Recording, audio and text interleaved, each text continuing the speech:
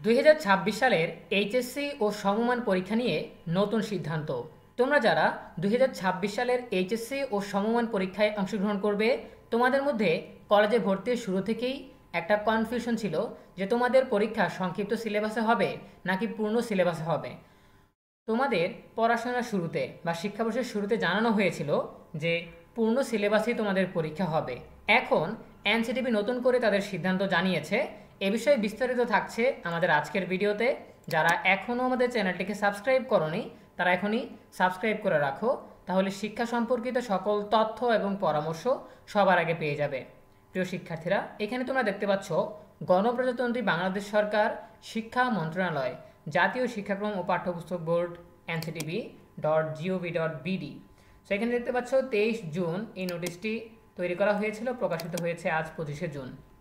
বিষয় 2026 সালের এইচএসসি, আলিম ও সমমান পরীক্ষা পূর্ণাঙ্গ পাঠ্যসূচিতে গ্রহণ প্রসঙ্গে উপযুক্ত বিষয়ে জানানো যাচ্ছে 2024-25 শিক্ষাবর্ষে ভর্তিকৃত উচ্চ মাধ্যমিক স্তরের একাদশ শ্রেণীর শিক্ষার্থীদের শ্রেণী কার্যক্রম আগস্ট 2024 সালের দ্বিতীয় সপ্তাহ থেকে শুরু হয়েছে।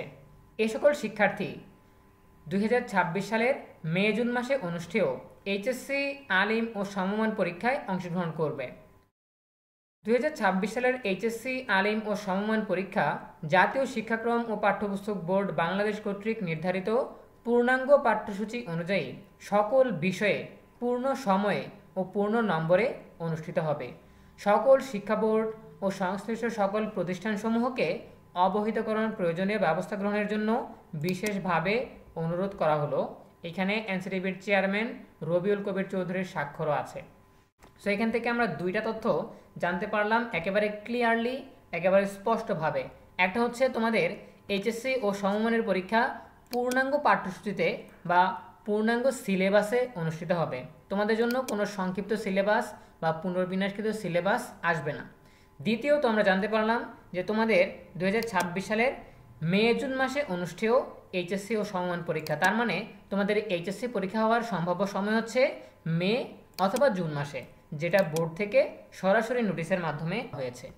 সো আজকের এই আপডেটগুলো তোমাদের জন্য খুবই গুরুত্বপূর্ণ ছিল।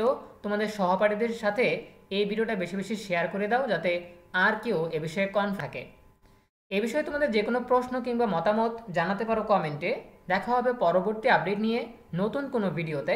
সেই পর্যন্ত তোমরা সবাই ভালো থাকো, সুস্থ থাকো, নিরাপদে থাকো এবং সবসময় ইএনইবি সাথেই থাকো। তোমাদের সকলের জন্য রইল অনেক অনেক শুভকামনা। ধন্যবাদ সবাইকে।